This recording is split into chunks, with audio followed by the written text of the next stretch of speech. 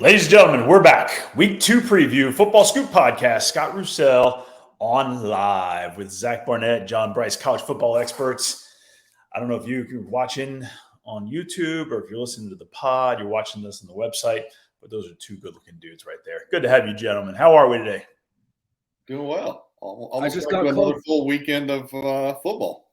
Yeah, I just got called good looking, so I'm doing well. It's a big day. It's NFL kickoff Thursday. We got the Rams hosting the Bills. The Bills are favored because why not? Let's go. Let's have some football. It's going to be an awesome night for the NFL, no doubt about it. It's going to be a showcase night. I'm excited about that one. There is one college football game as well. Hopefully an FCS barn burner. Two very good football teams. Missouri State led by Bobby Petrino. UT Martin, we know quite well. Johnny Brice, give me some thoughts on that one real quick before we transition to the big boys. Yeah, super quickly. Obviously, Petrino, a huge brand name in college football. He has his Bears up to the number 5 national ranking in the FCS this week. UT Martin, also nationally ranked. Jason Simpson, a friend of mine. Skyhawks coming off a record-setting season, a run deeper into the playoffs last year, traveling out to Montana after an opening round win, seeing their season lose out in Big Sky country. But nonetheless, a great, great season for Jason Simpson. Two really good offensive minds in this game. Agreed. We've talked about it multiple times. I'll hit on it again. FCS football is really, really good, maybe the best it's been in decades throughout the sport. This is an exciting matchup for college football purists. This is an exciting matchup for people who love offensive football. Both teams have really dynamic quarterbacks. This would not surprise me to be a playoff preview game. Agreed. I'm fired up about this one. All right, let's move on to Saturday's slate. Friday doesn't super excite me. Saturday, we got some big boys, and it kicks off early. I don't know why the football gods. I was talking to a coach the other day. I said, at first I was bummed that Texas and Alabama are 11 o'clock start. And I was like, I don't know. It kind of gets your day going. It could be an awesome start. All right, Zach, UT guy, give me Texas, Alabama. What do you see? I think first and foremost, if you're Texas, the goal is to not get Oregon, Georgia, and just completely wiped off the mat, because this game is such a bad time for this still developing program. You got a freshman quarterback, a defense figuring it out. You've got tough games coming up after this, so it's go out, give it your best shot, and try and survive, intact physically and mentally. I think if Texas can keep it close, the challenge is going to be obviously can they get receivers open while bringing in enough guys to block Turner and Anderson on the outside. Obviously, all the focus is going to be on Xavier Worthy. So can Sark scheme up some stuff to get the tight end Jatavian Sanders open? Can he get Jordan Whittington open underneath? And then obviously, Bijan Robinson only touched the ball like 13 times last week. That'll probably be about 30 today. And then can they play cohesive defense on the back end? Bryce Young, ran the ball for 100 yards last week. Obviously, won the Heisman throwing the ball, so he's gonna obviously put a lot of stress on a defense that's still trying to figure out how to play with all 11 guys. So, if you look at it last year, Alabama was not great on the road. They lost to A&M, almost lost to Auburn, played closer than they should have against Florida. So I expect Texas, it's going to be interesting to see if Sark, what sort of game plan he has, obviously knowing the Alabama defense as intimately as he does. So what kind of picture can he give Quinn Ewers, a clear picture when he drops back to throw the ball? I suspect Sark held back almost the entire playbook last week. I think a different Texas team is coming out this week. I don't know that it matters. I didn't get to see Alabama, Utah State, but I did see Blake Anderson after the game saying that's the best college football team I've ever seen. As we discussed on this pod, that's not insignificant because of Blake's history as a coach and the fact that he's gone against some absolute monster SEC teams. But look, this is a Texas team, a Texas program that's going into year 2 under Sark. I think it's got better physicality. I think it's got better stature and size throughout the roster. I know from talking to those guys, as I've referenced before, they're really excited about that size and stature moving forward. And you're going to have what I expect to be a phenomenal environment there in DKR. And so I think that Texas has a lot going for it, and that this is not the 19.5-point blowout that I think Vegas had tabbed it earlier in the week. Or if it ends up that way, it's late in the fourth quarter. I expect Texas to be in this game at halftime and to have people say, okay, Zach's favorite phrase, is Texas back? So, but maybe only saying that for a half this week, only a half. But I'm excited for this matchup. I love the fact that it's a nooner, because I'll see most of it before gravitating over inside Notre Dame Stadium. So Sark is one of the best offensive minds in college football. Sark is going to have some stuff. There's no doubt about it. Nick's going to get frustrated with that. And then, probably Alabama pulls away, but you never know. It's college football. It's why the games are played. I'm fired up. Moving on. I'm looking at the schedule. Arkansas State, Butch Jones travels to Ohio State. That's going to be a tough ticket. Miami, Southern Miss, another tough ticket for Southern Miss. Then we get to some fun. We got some SEC. No love lost, South Carolina, Arkansas. Excellent football game. Give me your thoughts, guys. So many parallels between these two programs, from the fact that they both joined the SEC in 1992. Both have made a couple of SEC title game appearances, but I don't think either has ever won an SEC championship. And then, of course, you have Shane Beamer and Sam Pittman, who were colleagues on the Kirby Smart staff at the University of Georgia and who are good friends. So a lot of interesting things, but just like Arkansas nearly put it on Cincinnati a week ago, I think Arkansas at home is, again, a critical factor in this. Pittman was calling the Hogs on social media midweek to ensure that they had another record crowd. And I think that I just like Arkansas's physicality. I like this slimmed down version of Jefferson, and I think the Razorbacks win. And win again. I think the Razorbacks win probably 10+. Yeah, I think this is a major opportunity for Spencer Rattler. Obviously, left Oklahoma, wants to go out and perform up to, a lot of people had him projected as a first-round pick earlier in his career. This is an opportunity to go out and win a game or be competitive in a game where you're a heavy underdog. Like, go out there and be a difference maker. That's what South Carolina hoped for him, is that he'd be a difference maker. And this is one of those games where he has an opportunity to go out and literally make a difference in a game where if South Carolina had just an average, if they had Zeb Noland, their GA turned QB last year, I wouldn't give them much. I wouldn't give them really any chance. So, how much of a difference can Spencer Rattler make? It's going to be a fun one to watch. I think that's going to be a good football game, to be honest. All right. Wake is traveling to Vandy. Wake's a nice couple of touchdown favorite, I believe. Any thoughts there, JB?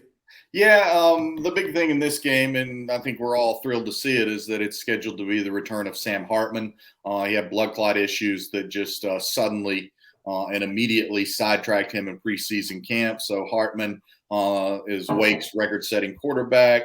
He returns, and I think that Vanderbilt's had a nice 2-0 start, pulled away late to really blow out Hawaii in week 0, and then last week just sort of took control against Elon and then lumbered through the end of the game. The surprising part about last week in that Elon game, and we all, I think, have great respect for Clark Lee as the defensive coordinator and the defensive mind.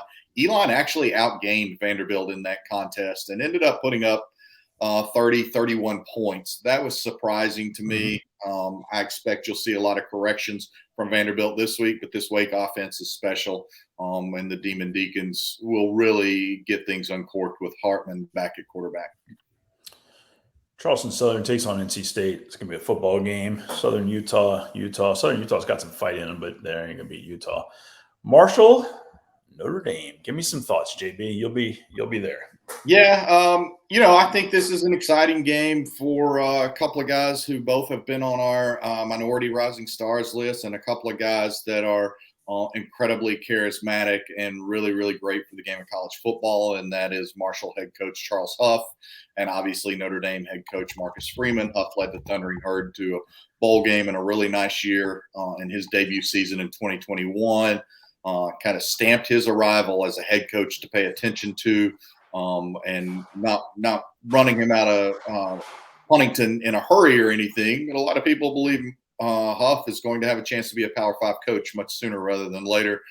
So that's one reason to watch this game. Another reason to watch this game is to see what kind of adjustments Notre Dame does now that it plays more of its true offense this week. It had the best game plan it could a week ago to shorten the game against Ohio State and give itself a chance to win. And Notre Dame actually led for 32-plus minutes in that contest. And so I think Notre Dame sent a message last week, especially defensively, that they're a really physical team and that Al Golden can still flat out scheme it up. Will Notre Dame get its offensive playmakers more involved this week? That's a big question. That's a big point of emphasis. Huff, having learned for years under James Franklin and Nick Saban, that's pretty good pedigree. He's got a shot to springboard. I would agree with you. Somebody to watch. Furman's playing Clemson, be a football game. I'm fascinated by the next one I'm about to mention to you guys. App State at Texas A&M. App left it on the field. I thought they were going to win that game. I had picked them in the Carolina game. Can they get back up off the mat? I think so. I think they give A&M. I know they give A&M way more than A&M wants. Can they shock them, Zach? I mean, the big meme going around is that Texas is a bigger underdog to Alabama than App State is to A&M. And that, to me, it's a compliment to App State. Like, this is a legit team. Obviously, we all saw what they did to North Carolina. Like, I'm excited to see someone stress the A&M defense. I don't like App's ability to slow down the A&M offense, given what we saw last week.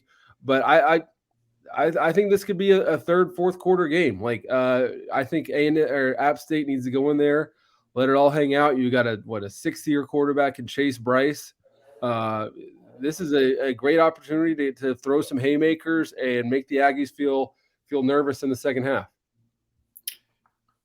One thing I would be mindful of is the fact that the weather forecast Saturday in College Station, I believe, is mid-90s with heat index up around triple digits. I think that's a factor. I think that the heat and the greater depth will be things that benefit Texas A&M in this game, plus the fact that App State is coming off such a track meet and such an emotional roller coaster last week. App State won't be daunted. The Nears are never daunted when they get a chance to play one of these marquee opponents, these Power 5 opponents, what have you. But I think A&M's depth and, again, that heat and just the overall superiority of the Aggies at some key positions makes Texas A&M really likely to pull away in this game, very, very significantly pull away in this game over the course of the second half. If you see App State's offense go on some sort of, incredible run, like 6 touchdowns in a quarter, I mean, who does that? You're going to hear Kevin Barbay's name left and right, their new offensive coordinator. Texas guy coming back to the state, former high school coach. It's going to be a hell of a story, honestly. So let's just see if they can pull it together and go again. The next one I think is going to be all sorts of fun. I like Tennessee in this game. Tennessee's at Pitt. JB, I know you know this one inside now. Give me some thoughts there. A big thing in this game is that it's the 4th time in 5 years that Narduzzi and Heupel have faced one another because Pitt played Central Florida twice with Josh Heupel at the helm. Then Pitt eked out a win last year in Knoxville. I think in that contest, maybe Heupel's second ever game at Tennessee, the Vols had something like 17 penalties and still had an extremely, extremely controversial play around the goal line that didn't get reviewed or didn't get challenged that quite likely would have turned the outcome of the game much differently. So this is a game that Tennessee is pointing to as a barometer contest, I believe, both for its progress as a top 25 program, but also just year over year, especially after the Panthers winning in Knoxville last year. And, of course, it's the Johnny Majors Classic, and an absolute legend, the late Johnny Majors led Pitt to a title, returned home to become Tennessee's head coach and really rescued that program from some dark times in the late 70s and built it up to where it was really tailor-made for Philip Fulmer to do his thing to get the head coaching job and take it from there. But a great matchup. How far back is Pitt with the transfer quarterback from SC? How much does he build on the game last week against West Virginia? And how healthy are the Panthers? This is a big one in talking to people last week. They've got multiple game time decisions on both sides of the ball. The one I'm most curious to see is Hammonds, the Pitt running back. He had a huge game last week, had more than 50 yards receiving, nearly 100 yards rushing. He's a key to a lot that Pitt does. I like the Vols by 2 touchdowns. Wow, 2 touchdowns. You heard it here. Washington State plays Wisconsin. I think Wisconsin handles that game, I think, easy enough, I think. Don't disagree. Stanford, tough task. They got to go in between the hedges. Chris Hatcher's team beat Kennesaw, Kennesaw's given them all sorts of fits the past couple of years. Kennesaw's a great program. And Hatch got Kennesaw, which I was all sorts of excited about. And then I look and go, oh, gosh, he's got to go to Georgia next. Oh, buddy. Yeah, I mean, obviously the connection there is that Hatch hired Kirby as his DB's coach way at Valdosta back in first job for Kirby. 2000. Yeah, Hatch was 27, Kirby was 25. Hopefully they get to reminisce about the good old days after this one's over. Yeah, and the thing is, like, Stanford got such a huge win last week against the Owls. This game, it's a money game. You're going so you can fund so many other things at Stanford. It does not impact your hopes, dreams, aspirations, your Southern Conference title dreams, and a return to the playoffs for Hatcher. I don't know. I mean, I think we all know what we expect to happen this weekend. But I take so much more from what Stanford did last weekend. And I think, Scott, you and I both tweeted about it. I mean, that was at the FCS level, that was as big a win as there was last weekend. Big one. Agreed. If you ever want to have fun in life, have a cold beer. He doesn't drink expensive stuff. He's a Budweiser type guy. Have a cold beer with Chris Hatcher and just ask him about any staff he's ever been on and just listen to the stories. The man can tell a story. He's just genuine and awesome. He's a great dude. Akron is going to Michigan State. Akron is not going to hang in there. Houston, Texas Tech is a serious ball game. I love your thoughts on that one, guys. Both of you. Yeah, Houston obviously had that stirring comeback at UTSA. Now they got to go to Lubbock. It's the real opening of the Joey McGuire era. I expect the Jones to be going nuts. The tortillas will be flying. Dana had a funny line this week about getting hit in the face by a tortilla. So I'm really excited to see what Texas Tech has in this game. I mean, Joey all along has promised the hardest playing team in the country. I expect to see that on Saturday. They're the underdogs against a top 25 team at home. I think this has potential to be the game of the day. The Tech starting quarterback Tyler the Oregon transfer is hurt, so I believe they're going to go with Baron Morton, the highly recruited, the highly touted recruit. So I don't know who I'm going to pick in this game because I really could see it going the other way. I'll probably lean towards Houston, but I see it as like a 38-35 type game. I've got to do a little bit more research before my picks, and I obviously want to preserve my 12-3 start and maintain that first place edge that I have. But I didn't get to first place by being conservative. So much like I forecast my Florida-Utah pick for a couple of weeks, here for a day anyway, I'm heavily leaning Red Raiders. I think Lubbock is going to be rocking, and I think that they send a message about the road back that they're on in this contest. So I don't waffle like you two guys. I pick with confidence. Texas Tech's going to win the game. I like what's going on. I love the quarterback who came in when the first quarterback got hurt. Texas Tech last week played extremely well. We'll see what happens this week at quarterback. It's a fascinating time there. I think their defense wins this game. Houston, had their defense not stepped up and created that interception, kind of a freak interception against UTSA wins that game. I like Tech in this one personally. Zach, you hear that echo when he picks from way back there in last place? It echoes. Confidence, man, confidence. I mean, I had App. I'm the only one with App. App wins that game. It turns the whole tide. I would have been in first place. It's a long story. That's the math right there. Oklahoma got Kent State. Moving on, I feel bad for the Kent State players after what they got in the first 4 or 5 weeks. Kentucky, Florida is going to be a barn burner, in my opinion. I like Napier's squad to pull it out again. Won't be easy. I think Kentucky gives them everything they want and more. I like Napier. I picked Napier's squad here.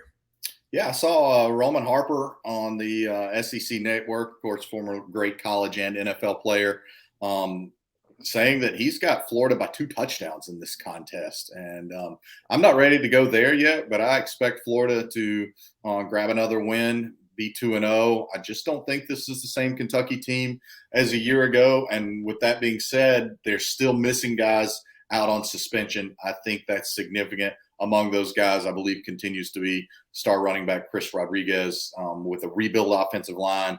And without him, I think that's significant. Once again, the swamp plays a key element, and Billy Napier goes to 2-0 at Florida. Saw a stat this week. Billy Napier, as a head coach, 17-3 in 1-possession games. Boys, that's poise, and that is flat getting it done. That's impressive. I didn't realize that. That is impressive. Preparation goes into that.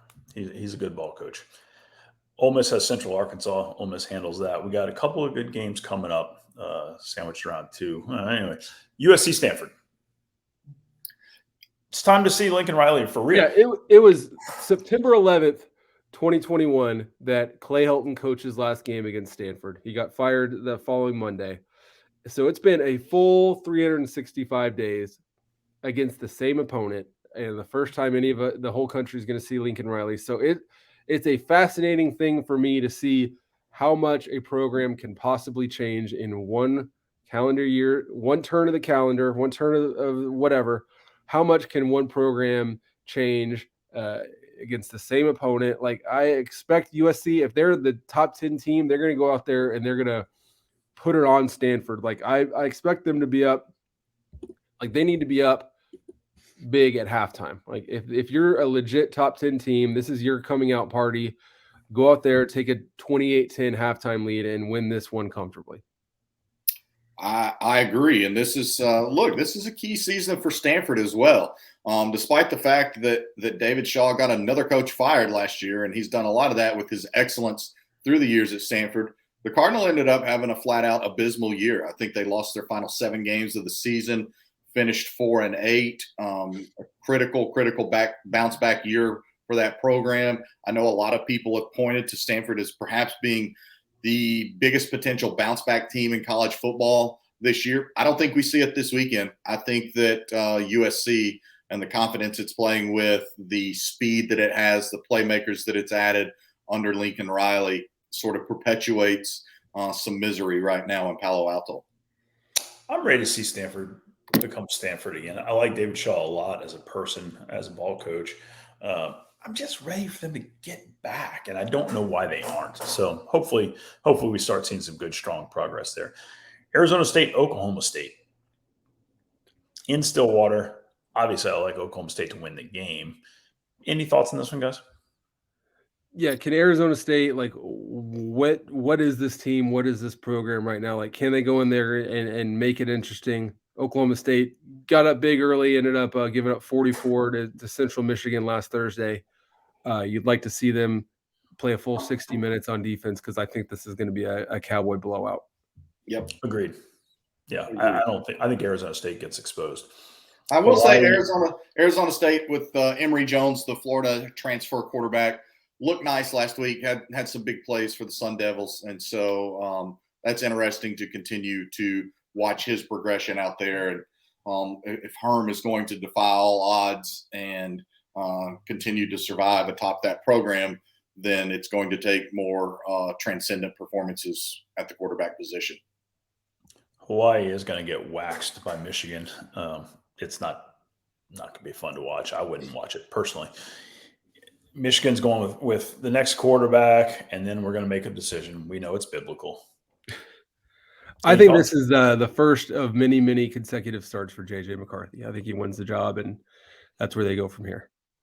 We glossed over it, but we should point out friend of the show, Lane Kiffin, is going with that same approach this week as the Rebels start Luke Altmaier at quarterback against those Central Arkansas Bears a week after having started Jackson Dart in their kind of sluggish opening win against John Sumrall's very well coached Troy team. All right, the last top 25 game, I believe, is potentially the best football game of the weekend, or best big football game, so to speak. Baylor's at BYU. This one has all the potential to be bizarre, awesome, dirty, nasty, late, and great. Give me thoughts, guys. I think it will be the most physical game of the weekend. I'm not going to spend much time on it. I think it will be the singular most physical game of the weekend. And in tipping my picks again, I like the Bears to go on the road and get the win. I think, Scott, you used the perfect word, bizarre, nasty, late, and great. I think was the perfect words to describe this one. BYU, two of their top receivers are game time decisions. So that makes it tough to feel confident about the Cougars. So yeah, I think Baylor goes out and I mean, I have them ranked in my ballot higher than most. I have them like 6. They're number 9. So I think they go out and handle business late in Provo. All right, let me give you guys a couple other games. I just want some quick hits on this. Mike Leach is going out to Arizona. How do we feel about that one? Arizona played well. Arizona did play well. Give Fish and company a lot of credit for really hammering an obviously distracted San Diego State program a week ago. They deserve a lot of credit for that. Mike Leach said he can't remember ever having a quarterback play a better opening game than what Rodgers had last week in Mississippi State's opener. And he's just playing at a really high level. I forget who's starting at quarterback for Arizona, but Leach revealed this week he recruited and signed the guy at Washington State. Yeah, and when he left for Starkville, thank you, Zach. When he left for Starkville, that dude transferred to Tucson. So interesting subplot there. This was a game a year ago, or this week a year ago, was when Mississippi State had a hiccup. It didn't always handle success very well last year, an up and down team. So it's important in that regard. And I expect Mississippi State and that passing offense to really light up the scoreboard against the Wildcats. I mean, I know we're getting way ahead of ourselves here, but if Arizona wins this game, I think they should be a top 25 team, because there's no way 25 teams would have had a better first 2 weeks than winning at San Diego State and then beating Mississippi State at home. So, I mean, Jacob Cowing, the UTEP transfer, has a opportunity to go out and turn some heads before a national audience, being obviously there's a late window on FS1. But he had a great game against San Diego State. So for a 1-11 team to have this opportunity, like if they win, they would be in my top 25. Big if. I agree. Big if. Okay, yeah. Friday night in Louisville, UCF. Feels like a big game for Louisville. Mm-hmm.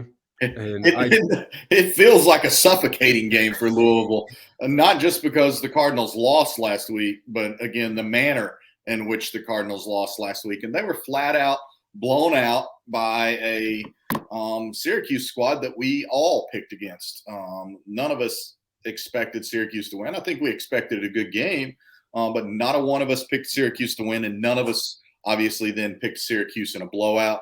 Just a disastrous debut in a must-win campaign for Satterfield. It's hard to contrast two programs in more polar opposite directions this early into the season, and not to go all hot take, than what we have with Mike Norvell and Florida State and what we have with Satterfield and Louisville. But that's the reality. Yeah, I'm excited to watch John. I was just going to say real quickly, this is another road game for the Cardinals. So you have this rebuilt Cardinals coaching staff that did not show well last week at Syracuse, and they're going on the road. The bounce house is going to be nuts. Yeah, I have a stat that's coming in my on the line column that I think road teams that lost as favorites in week 1 and then go on the road in week 2 are 1-12-1 against the spread. So that's Louisville's situation. They're touchdown underdogs here. I'm excited to watch John Rice Plumlee, the UCF, the Ole Miss transfer at UCF quarterback. He seems like the perfect Gus Malzahn quarterback. Reminds me a lot of Nick Marshall, who Gus had at Auburn. I'm excited to see what he can do in that offense against should be a welcoming Louisville defense. I'm certain Iowa State is scared to death of Iowa's offense. Iowa State has not won the site. Matt Campbell. I know. He's never beaten Iowa. I know. You're both stealing my thunder. Never won the Cy-Hawk Trophy. I think that changes this week. I picked Iowa State as well. I believe. I did. If I didn't, I'm going with them. Confidence, boys. Confidence. Yeah, you never waver. Okay, Iowa gained 166 yards and won last week. The last team to gain less than 175 yards of total offense and win a game was Iowa last year against Iowa State. I picked Iowa State. I'm going back confirming. Thank you. Yeah, I did. I forgot that this game is a home game for Iowa, so I'm not ready to divulge my pick yet. Confidence, JB. You got to have it, baby. Let's go. All right, I'm looking at Big Ten land. A couple of decent, good ball games. Yeah, okay. All right. Those are games that are happening. Let's look at the Pac-12 real quick before we get out of this. Colorado is a huge dog at Air Force. Huge. And I know Colorado's got some injuries, but it's still glaring to see that. Hey, here's a sneaky good game for two opponents that probably could be ranked and will have a chance to be ranked before the year's over. UTSA at Army. UTSA obviously had chances to win last week, acquitted itself very well, continues to do great things under Jeff Traylor. And we know what Jeff Monken has done with the Army Black Knights program, and really has one of our favorite coaches anywhere on that Black Knights staff. Matt Drinkall does a great job. Go back and watch his tight ends play last week against Coastal Carolina. Those dudes were balling. They were racking some heads. And if they play with that same kind of edge this week, with the emotional investment that the Roadrunners had a week ago, it bears watching. But I find that a very, very compelling matchup outside the top 25 this week. I'm excited to see if Oregon State goes on the road to Fresno State, and if Oregon State can really handle business, not win by 7. If they can go in there and win by 17, something like that, I think Oregon State's getting votes, and all of a sudden people are starting to wake up to what's happening there. Good football team. Smith's a great coach. So I love the Fresno State quarterback, Hainer. He does a really nice job, but I expect Oregon State to take care of business in this one.